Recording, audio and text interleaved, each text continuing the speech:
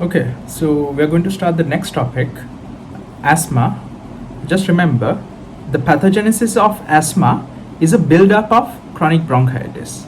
So similarly, in asthma, you get bronchial inflammation, chronic bronchial inflammation. So what does that mean? It's long term. It has been going on for a long time. And this reaction is intermittent. It doesn't happen all the time. It's intermittent. And you get reversible airway obstruction. So unlike bronchitis, chronic bronchitis, this is a reversible condition of chronic airway inflammation. And the hallmark of this is very important, you get eosinophils coming into the whole process. So it's a build-up from chronic bronchitis. So you will see bronchial smooth muscles hypertrophy plus hyperactivity. You can get spasms. Okay, I will explain the process. As you know, the top layer is the epithelial layer, and in the mucosa, the level below the epithelial layer, you have the connective tissue layer that consists mainly of lamina propria. So what I have drawn here over here are blood vessels, and you have the connective tissue matrix with fibers and other cells, and you have the smooth muscle cell layer, and below that you will have again connective tissues with a lot of glands. So what is the function of goblet cells? These goblet cells, they produce mucus. The mucus that they produce is very important for the mucociliary action to clear out any foreign matter. So what happens here is, let's say bacteria or any foreign body comes here. So our body is going to trap the bacteria in the mucus, and the cilia, they will remove these, they will move it out and send it all the way up, and usually send it to the stomach for destruction. So that's the normal function. But in asthma, you get hypersecretion of mucus. So what is that? There's going to be so much mucus produced here, similar to chronic bronchitis. And also, there's going to be proliferation of the goblet cells. So there's going to be more goblet cells now. Also, the layer below, because there's chronic inflammation, the layers below will bring out macrophages. Let me use blue in. They will bring out macrophages, neutrophils, again macrophages, because it's chronic inflammation. You will get some neutrophils. You get the eosinophils. This is very important. One of the most common cause of asthma is due to allergic reactions to different substances. I will go into that details, but you will get a lot of eosinophils, and you will get glandular proliferation. These glands will proliferate, produce new ones, and in addition you will get smooth muscle hypertrophy. So this layer increases. The size of this layer will increase. Again, I will go over the changes. First, you get the excess mucus production with proliferation of goblet cells, impaired clearing of the mucus, and there will be inflammation, chronic inflammation with macrophages, neutrophils, fibers, everything that comes with it, and very important, eosinophils. Also, the smooth muscle cell layer will increase in size. So if you are to take the normal airway and you look at it, you might get a thin layer of mucus, but in this condition there's going to be one muscle hypertrophy,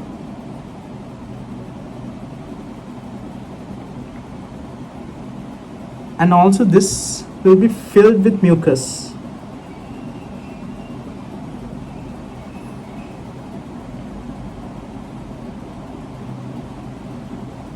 So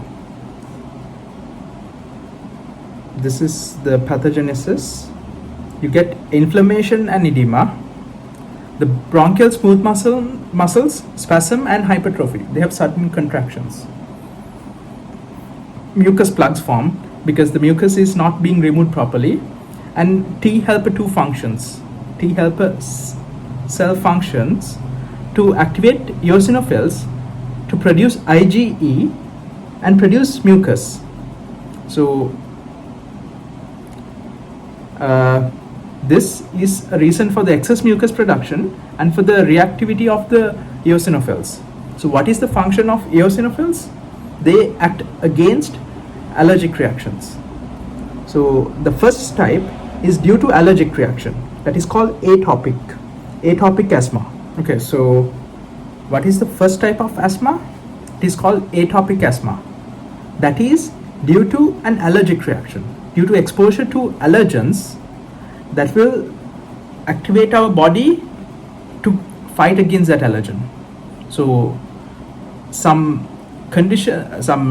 symptoms that the patient will have is rhinitis, allergic rhinitis, sneezing. You get sneezing, and then you get skin blisters and itchiness in the skin. Also you get bronchial constriction. You have difficulty breathing. So this is the first type of asthma, and the next type is non-allergic reaction type asthma, non-atopic asthma, and the mechanism, it's unknown. It's called idiopathic. You don't know what causes it, because in this condition the IgE, immunoglobulin E, which are released by eosinophils in response to allergic reactions, are normal and is not associated with allergies. So focus on the atopic asthma, that is due to allergic reaction. That's the main type of asthma you need to know, and this is the pathogenesis, what happens during asthma. And remember, it's a chronic disease, so you have the patient undergoing this disease for a long time. On clinical findings, you get wheezing. All these you will learn for diagnostics, but have an idea on what these are. Also, I'll be doing these for cases. When we do case discussions, we will go through these symptoms. You get increased breathing. I told you to remember, tachy means increased rate. The opposite of that is brady. Dyspnea, difficulty breathing. So increased breathing rate, you get difficulty breathing. The patient, even though he's breathing fast, has difficulty breathing. It's not easy for him. Like, you try this. It should not be difficult for you, but for these patients, even though they have high rate of breathing, it's difficult for them, and low oxygen in blood, and obviously you get mucus plugging.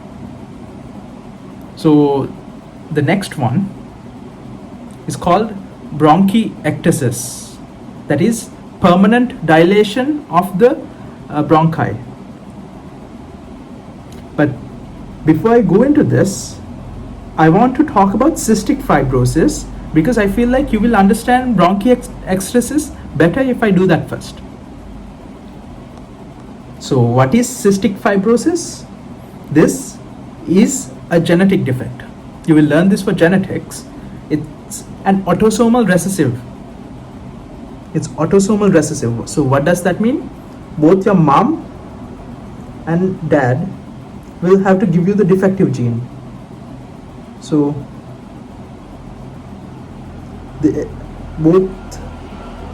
okay, let's just take the defective gene here. You must be made up of both defective genes.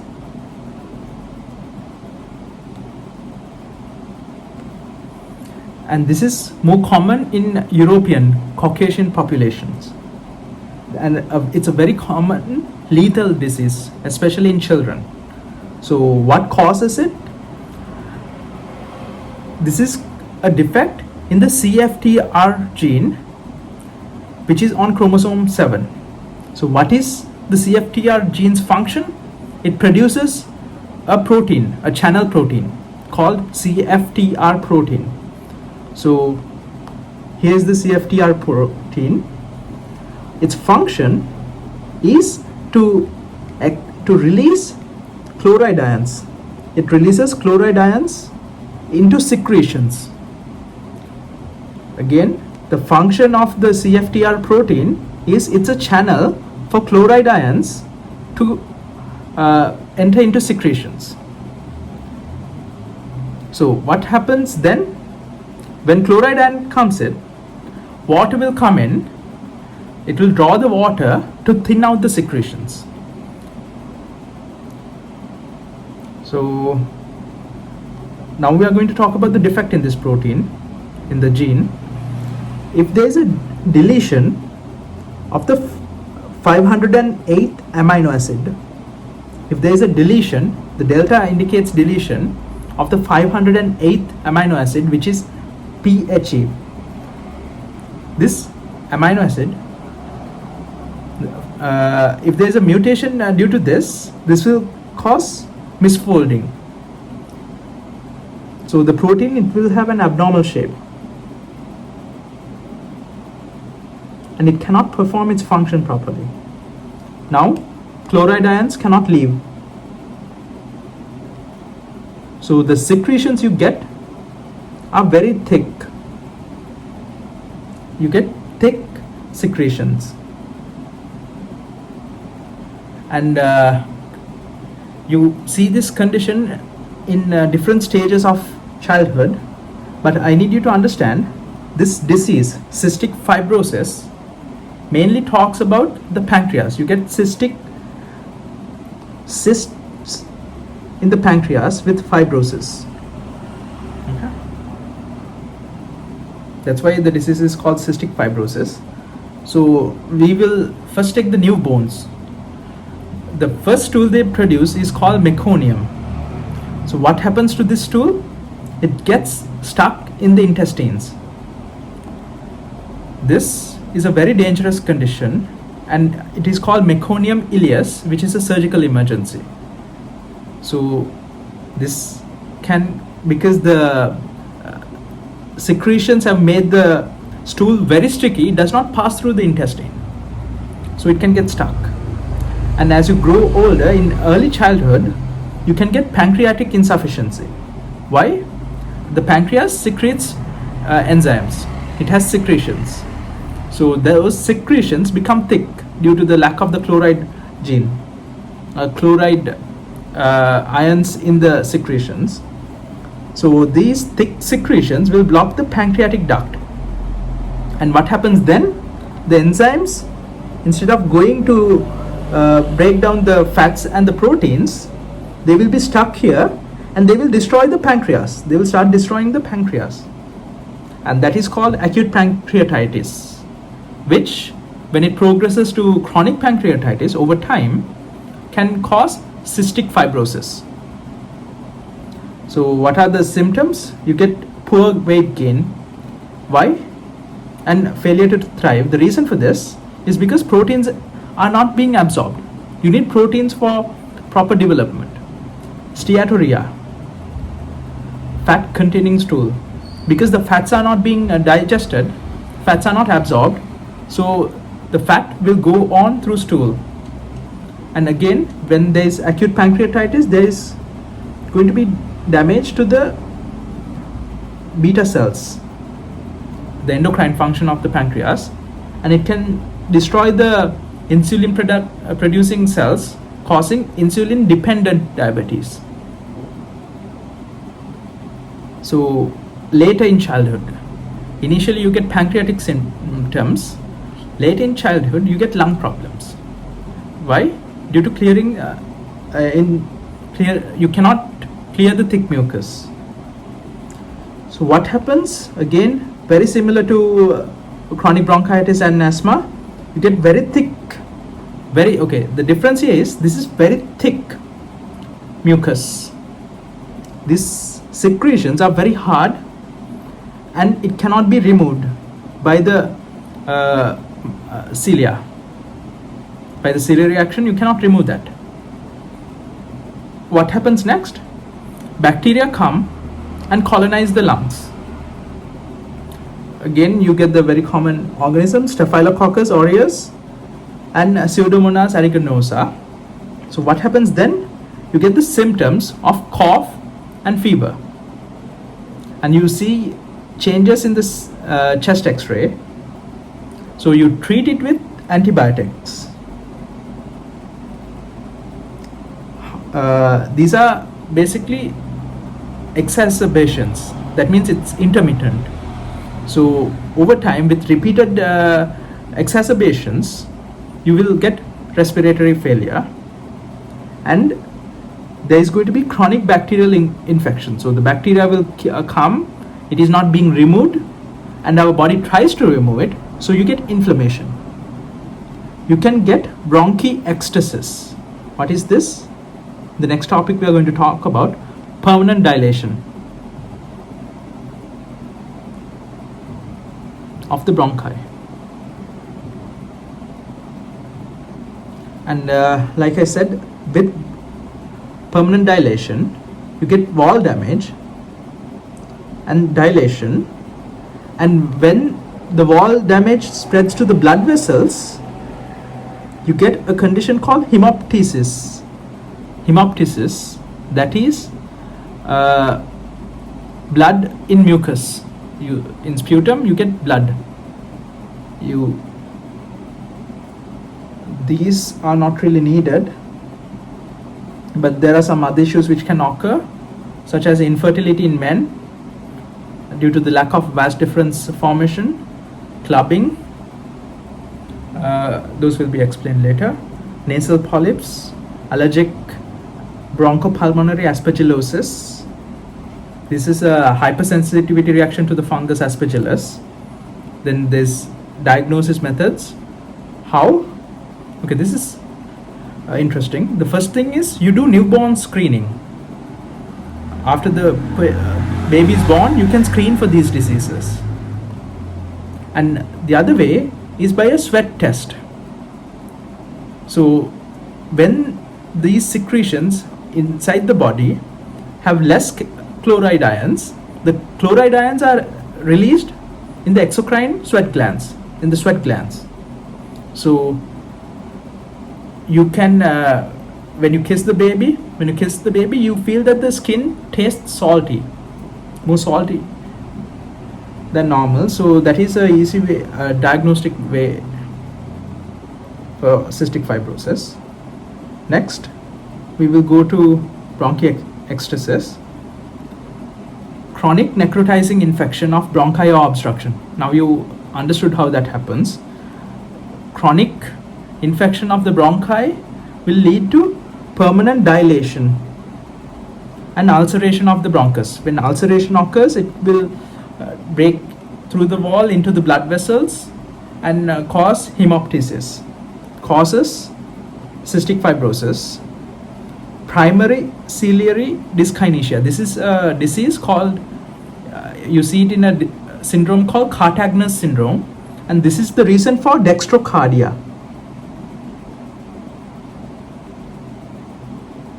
Because of the normal function of the cilia being impaired, our heart is found on the right side of the body instead of the normal, it should be on the left side of the body.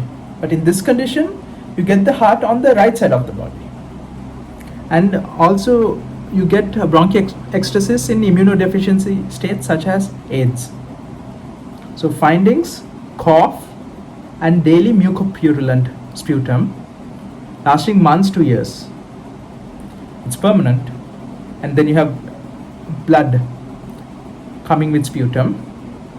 And most patients have a history of childhood infections. So next, I want to talk about a condition called pneumothorax. So what is pneumothorax? I will break this down. Air in the thoracic cavity. So what does that mean? So we have our normal lungs and it is covered by the pleural cavity. If you remember from physiology, this pleural cavity has a negative pressure.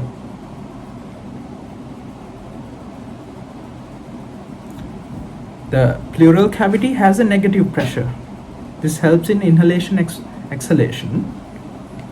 But if there is a damage, let's say a stab wound, some damage that will cause air to enter this space, this negative pressure becomes positive pressure.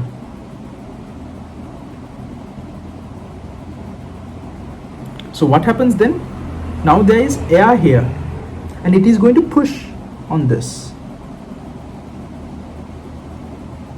This is a very dangerous condition because look at how much of the lung has been pushed inward. Look at the loss of space. This is a CT scan.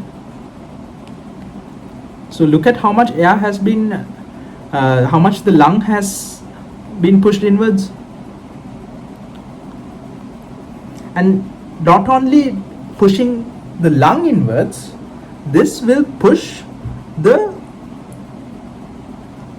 pleural space, the pleural cavity, towards the other regions also, towards the thorax. So you get other symptoms also. It can push on the heart. It can push down on the diaphragm. You get different conditions. And also I introduced a word in the beginning of the lecture. It was pneumothorax. What is that? You get blood also with air in this region. You get blood also here. And I will teach you how to read the X-ray for this. As you can see, the trachea has deviated.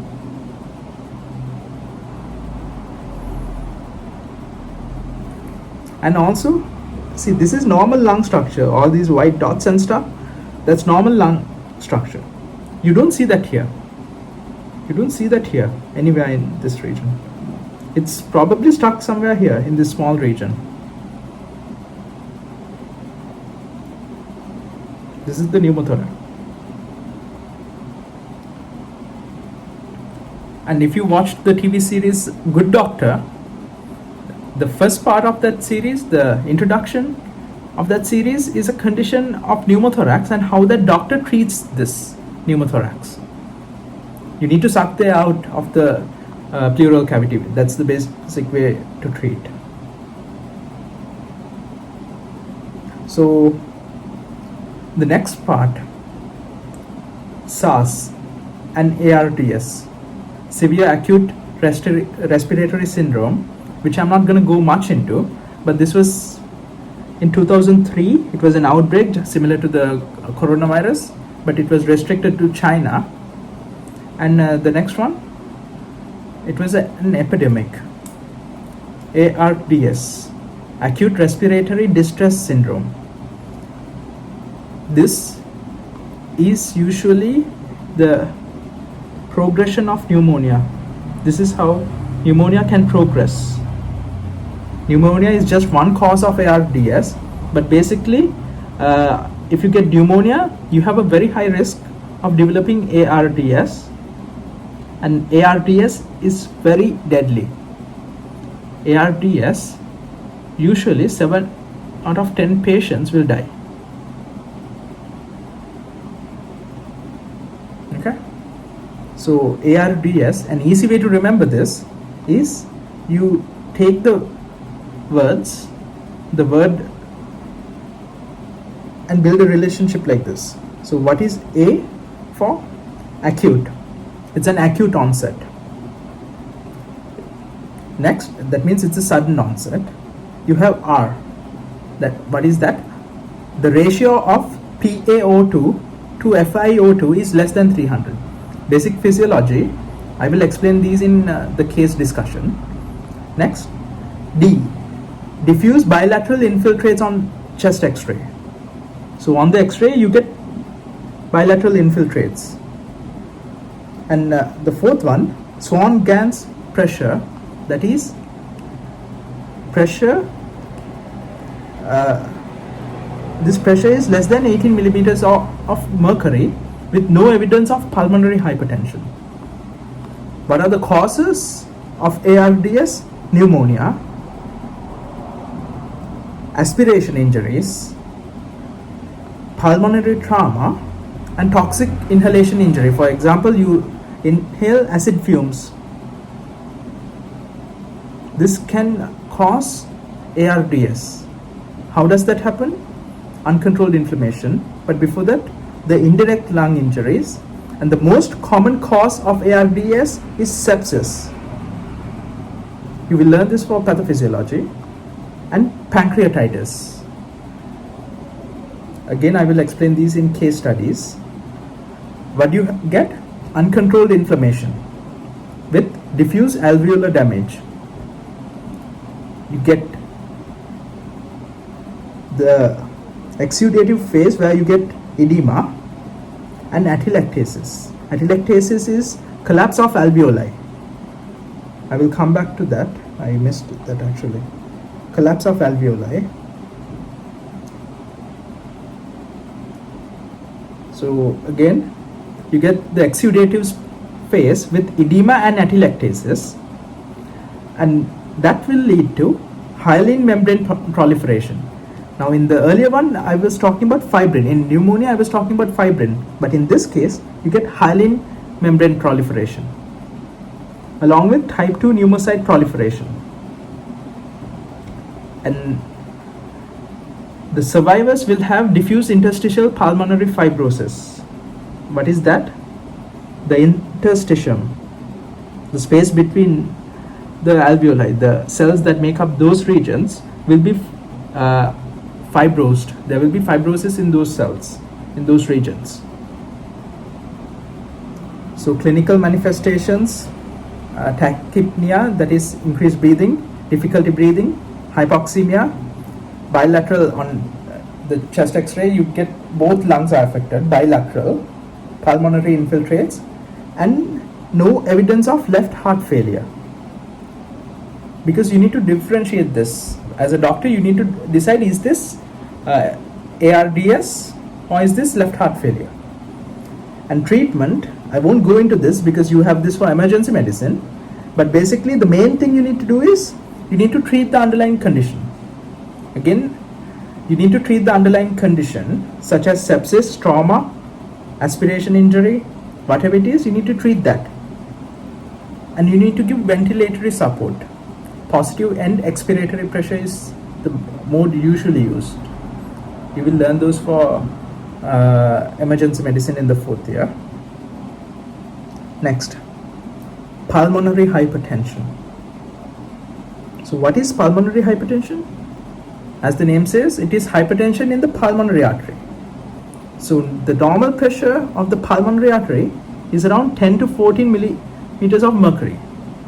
But in pulmonary hypertension, the pressure is more than 25 millimeters of mercury. So this is the diagnostic criteria, and this is important.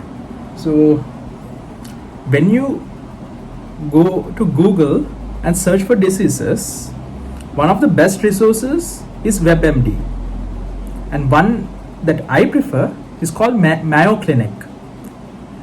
Mayo Clinic resources are really good when you learn about how to treat, what are the conditions and everything. That is also a good reference. So the first thing, there is a classification of 5 conditions which can cause pulmonary hypertension. This classification, you don't need to know the causes, you don't need to know this side, but you need to know what's on this side. You need to know what's on this side. So the first one is pulmonary artery hypertension. It could be idiopathic, genetic, the drugs, whatever it is, something that causes pulmonary artery hypertension. Then pulmonary hypertension due to left heart disease. That could be due to left ventricular failure, valve damage, whatever it is. Pulmonary hypertension due to lung disease with or without hypoxemia, such as COPD, pulmonary fibrosis. Pulmonary hypertension due to chronic thrombotic and or embolic diseases, pulmonary emboli, and other conditions miscellaneous, such as polycythemia vera. So what are the etiologies? The secondary conditions are most common. It could be due to lung disease, heart disease, or vascular disease. And if none of those are the cases, you say it's primary and the cause is unknown. You don't know, you check and you decide, okay, there's no lung disease, there's no heart disease, and there's no vascular disease, but this patient has pulmonary hypertension. So what do you say? Okay, it's primary, origin idiopathic. That means you don't know. Pathogenesis, how the process happens. So let's say there's continuous overload on the pulmonary artery, maybe due to atherosclerosis. The pulmonary endothelial cells will be damaged. Their functions are not going to be normal. So there will be a decrease in nitrous oxide production. Now NO is a vasodilator. So nitroglycerin you give, if a patient is undergoing a chest pain, stable angina or unstable angina, the first thing you do is you give sublingual, below the tongue, nitroglycerin. That is to vasodilate both arteries and veins. But in this situation,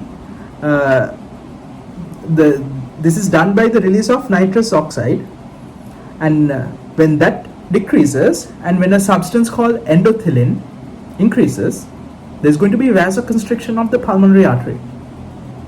So what happens then? The intima proliferates and causes fibrosis, and the media, the muscle layer, will undergo hypertrophy. Okay? I'm talking about blood vessels here.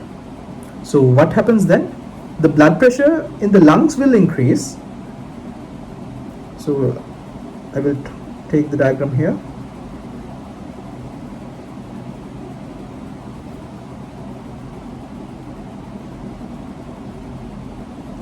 Okay, what happens?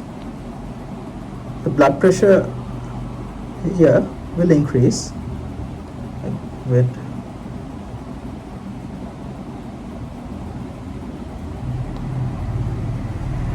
Blood pressure here increases and the blood flow will be slow. So there's overload into the right ventricles. There's going to be overload in the right ventricles, and now the heart must pump harder. So if this is the initial phase, the heart must work harder to pump this blood out, and over time it compensates against this stress by undergoing hypertrophy. The heart muscle thickens.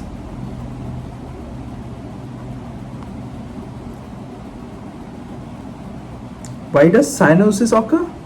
Because blood is not properly oxygenated. There's less blood flowing through the lungs, and less blood gets oxygenated. So cyanosis is due to lack of oxygen. You get the blue discoloration in the skin, and these patients die from decompensated. There's no compensation after a certain point. Copulmonale. This is a condition I will talk about. but it's basically right heart failure. So what's copulmonale?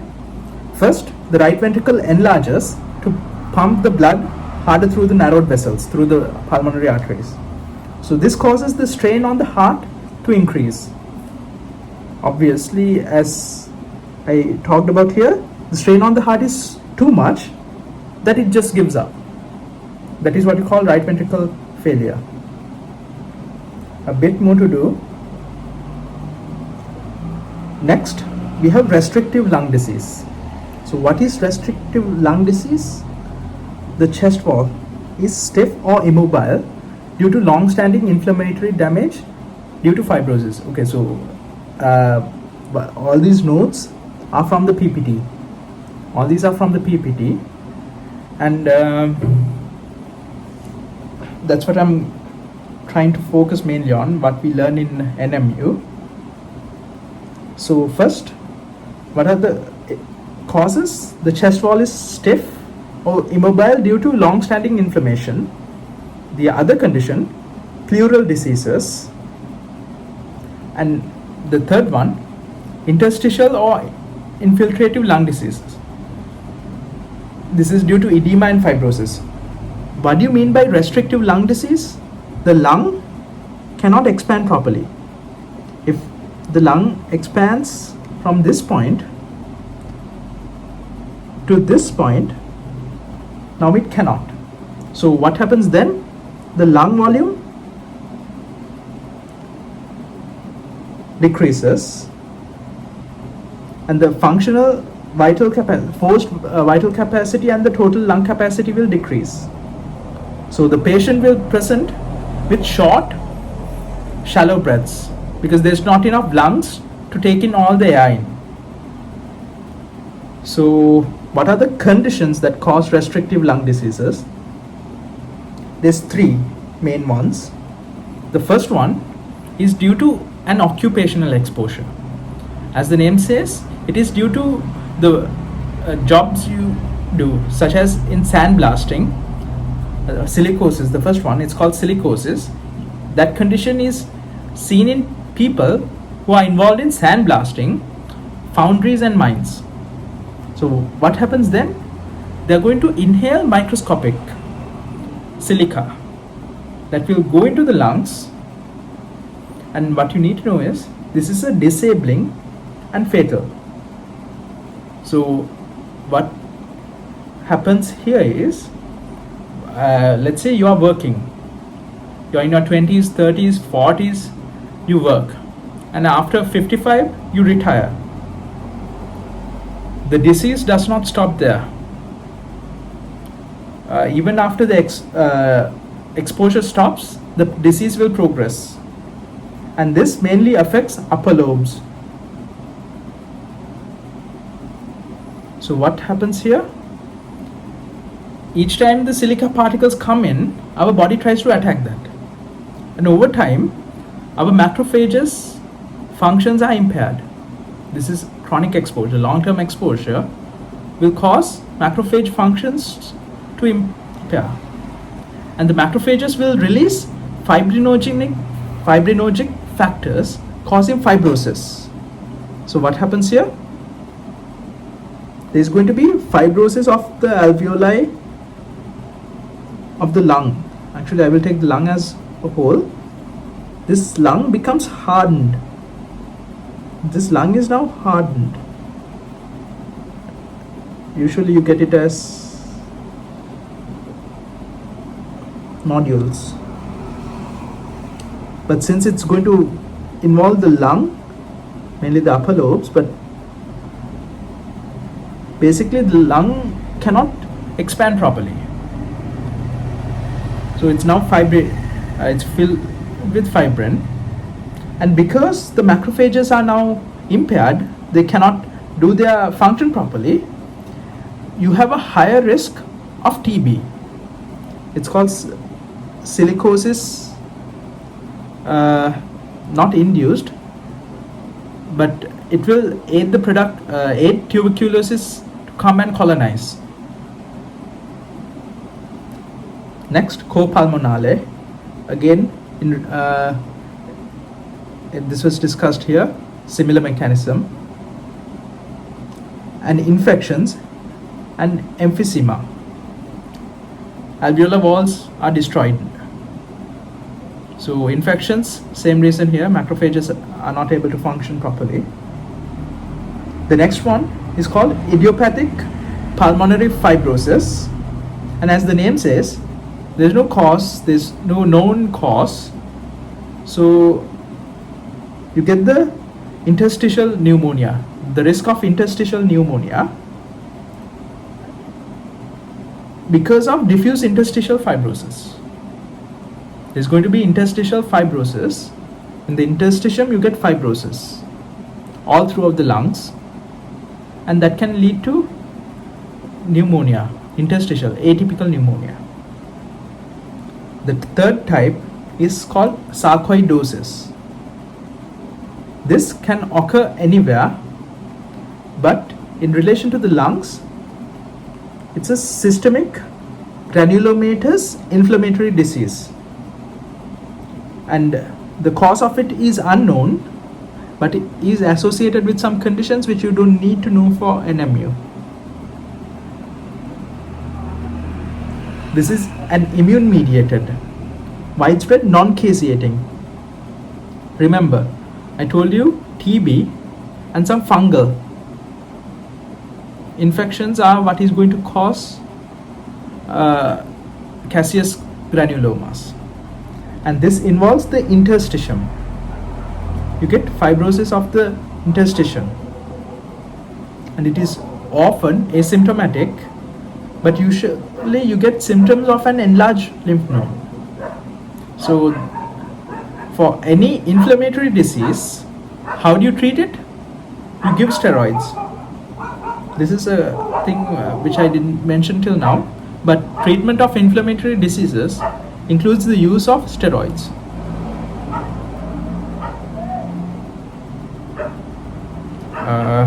So that you don't confuse yourself, the steroids we are talking about is called corticosteroids.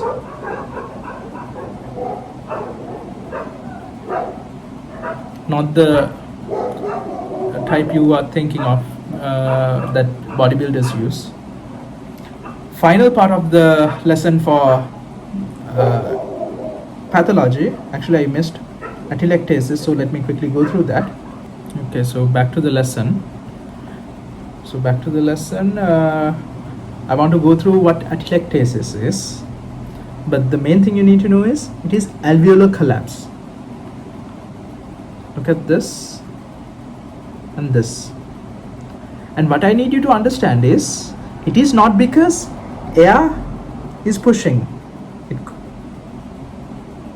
because this is important in understanding the difference between pneumothorax and atelectasis in terms of x-rays. So in atelectasis, what happens is this alveolar collapse that is going to cause the tracheal deviation towards that side.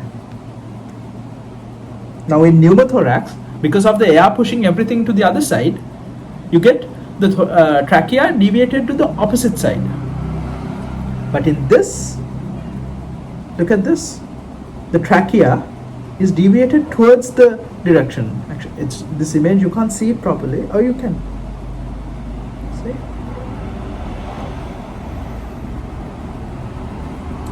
And the causes are either obstructive, the first one, where there's going to be an obstruction which is preventing air exchange. So what happens then? After expiration, the alveoli will collapse. Then compressive,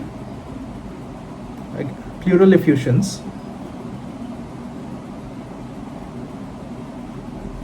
and then contraction and adhesive, so scarring of the lungs, such as in sarcoidosis. Not silicosis, this is sarcoidosis. It's a chronic granulomatous inflammation of the lungs.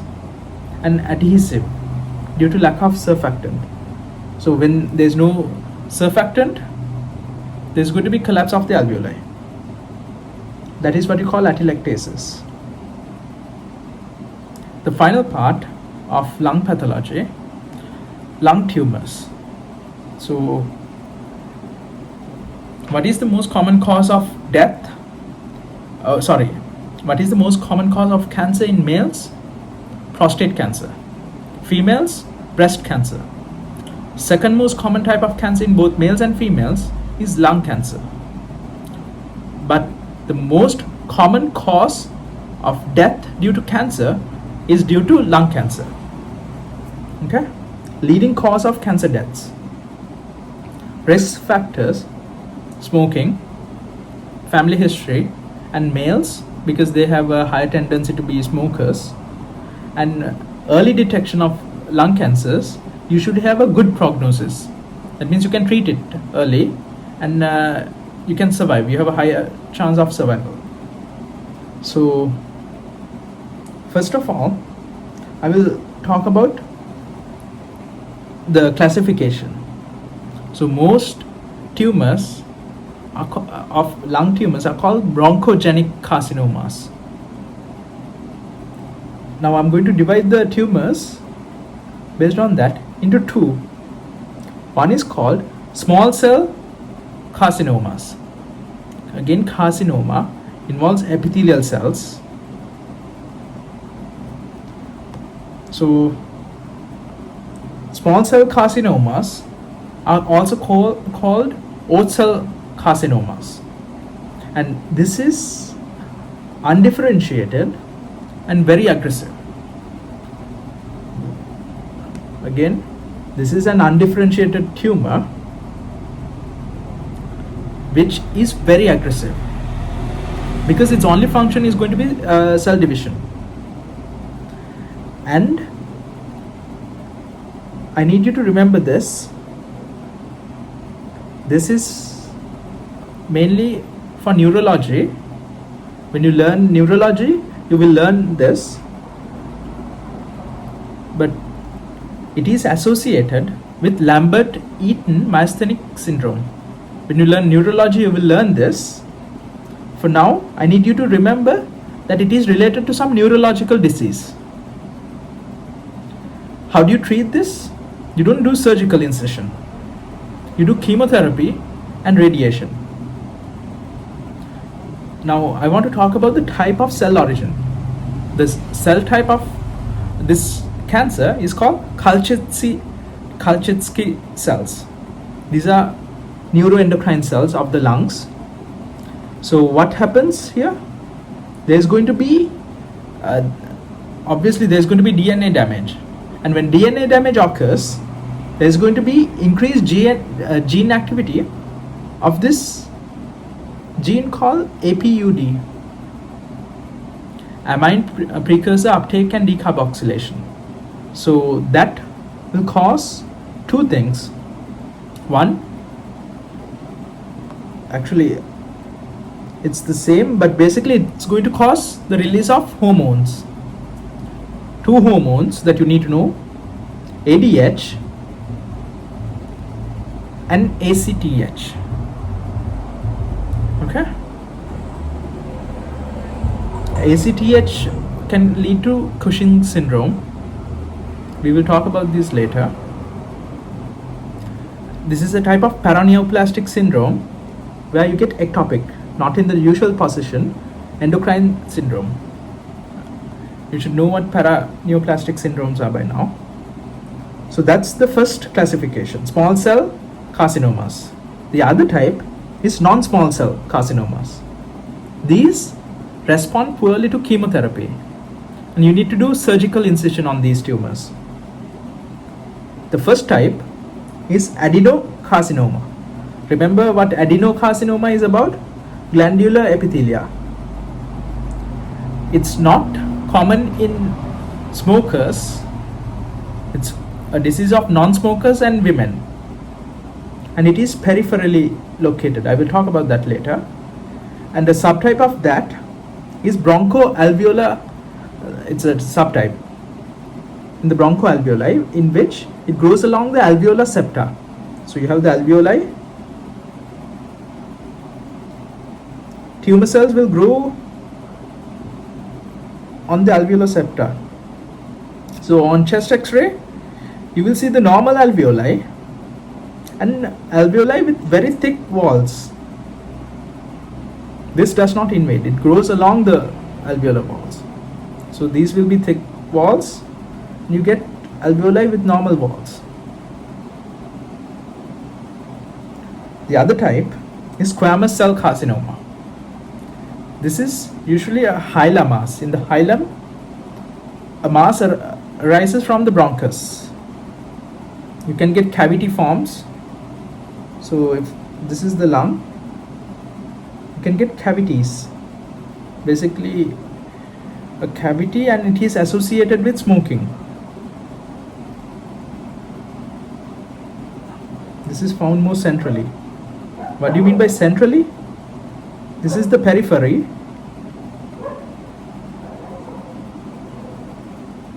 Central. Near the main bronchus and the main bronchioles. The last type is large cell carcinoma. Again, similar to small cell carcinoma, you get highly anaplastic. Their function is just growth, and it's very highly undifferentiated. You have poor prognosis. The chance of survival is very low, associated with smoking, and can be found anywhere in the lungs, especially in the periphery.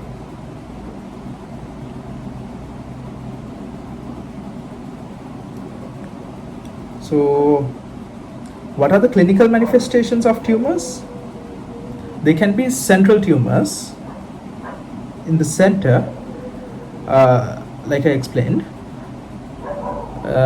symptoms include cough, dyspnea, atelectasis, post-obstructive pneumonia, wheezing, hemoptysis. Peripheral tumors, you get severe pain and pleural effusions. Because it's not central, you can get the tumor here, which can lead to pleural effusions. It can involve the pleura. Complications, the way I remember it is there's a spear of complications, SPHERE. The first one is called superior vena cava syndrome, that is basically the obstruction of the superior vena cava. And the next type is called a Pancoast tumor. This is a tumor found in the apex. Actually, this X-ray is of a Pancoast tumor. And when it's found on the apex, it can cause obstruction in the nerves. It can damage the stellate ganglion of the cervical region, and you can get Horner syndrome. It can damage the sympathetic chain actually. So you can get Horner's syndrome. And also a way to identify these tumors are the pain is found in the inner shoulder. The pain rate, you feel pain in the inner shoulder. Horner's syndrome. 3. This is anatomy, second year. Yeah. Ptosis, meiosis, mydriasis. So this is damage to the sympathetic ganglion, and you get these 3 symptoms. Endocrine, that is paraneoplastic syndrome. And because these tumors, I'm not talking about Pancoast tumors right now, I'm talking about tumors, but even Pancoast tumors will do the same. They can obstruct the recurrent laryngeal nerve, causing hoarseness when you speak. And the final one, effusions, pleural effusions, pericardial effusions. These are complications of tumors, lung cancers. And finally, metastatic tumors. This is more common than primary cancers of the lung, and usually you get these tumors from the breast, colon, prostate or bladder. So that's it for lung pathology. We will discuss the rest during the case studies.